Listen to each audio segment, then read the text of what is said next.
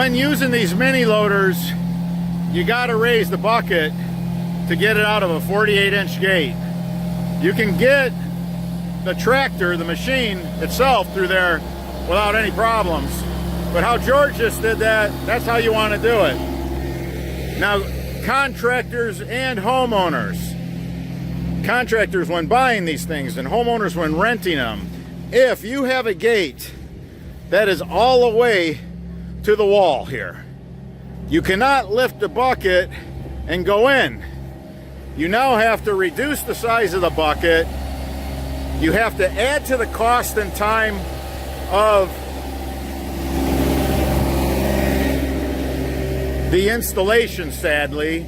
Everything's about how machine accessible are you? How friendly is this job to the equipment that you have?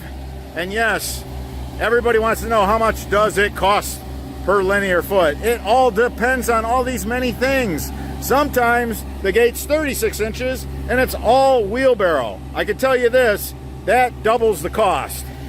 This is another trick. Trust me guys, you're going to want to do this. You take a piece of Boffman tile, it's heavy duty, you cut it, you put it over the fence post.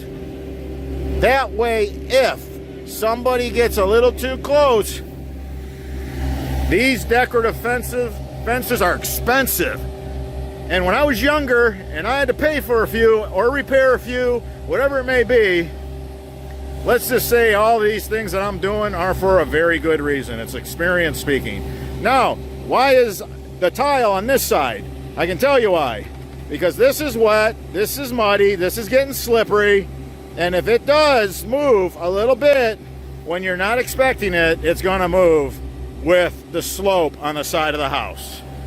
All right, DIYers and contractors, until the next video.